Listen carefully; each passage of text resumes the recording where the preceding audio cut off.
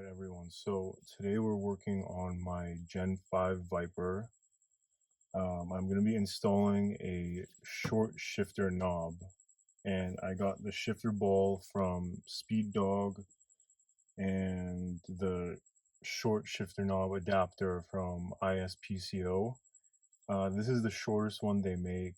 I just wanted the shortest one. I thought it would help with shift times, so let's see. And I just want to preface this video by saying I'm not the most technologically advanced and I'm not the most hands-on person, but I did see a YouTube video where someone installed the Speed Dawg shift knob on a Challenger, and I thought, it didn't look too bad. So if it didn't look too bad to me, then that's definitely saying something.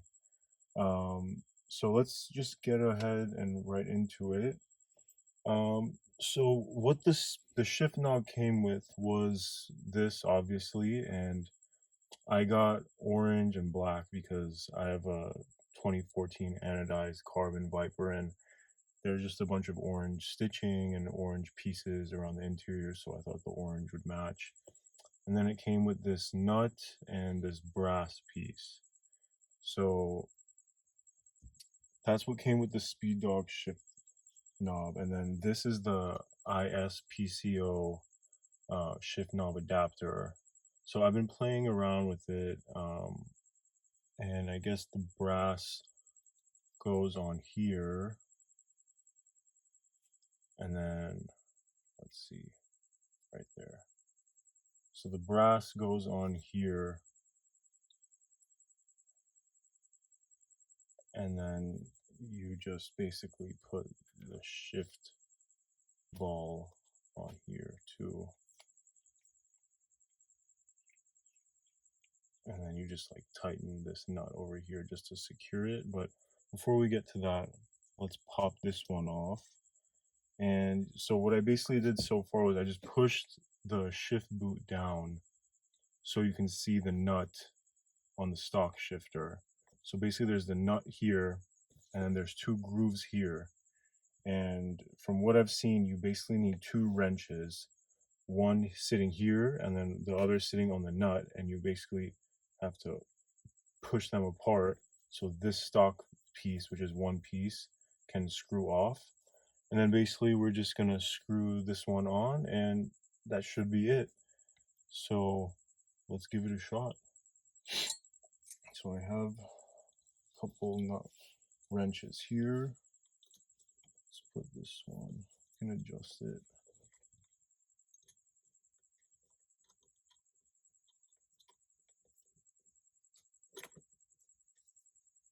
Okay, it's on there snug.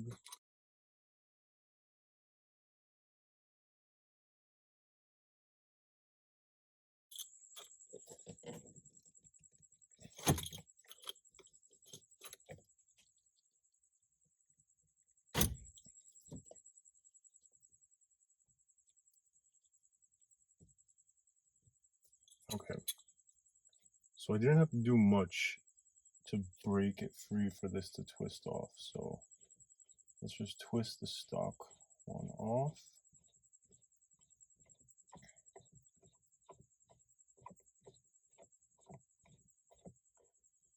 Okay, so first impressions are this is definitely lighter than the stock. And then if I let me just finish screwing this on so you can see the difference in the height. Okay, so basically this is the height difference.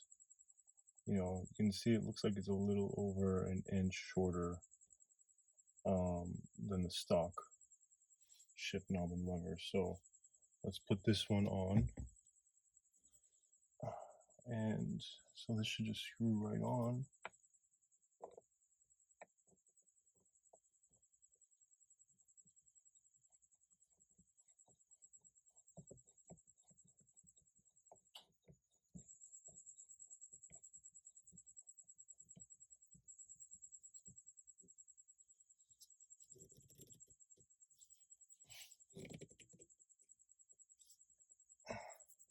Okay,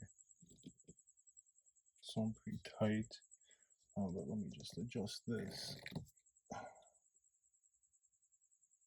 So it looks like we gotta put it here and tighten this up.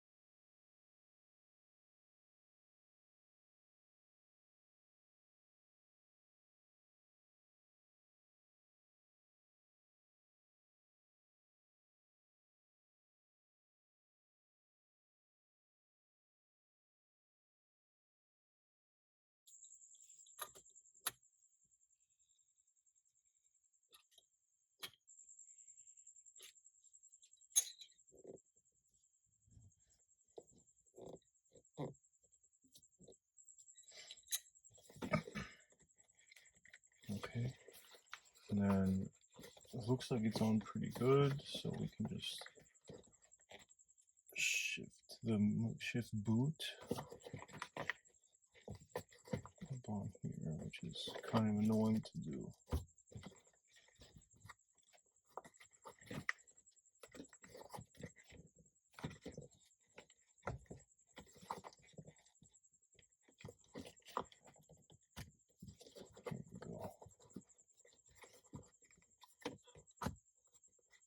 There we go. Okay, and let's see.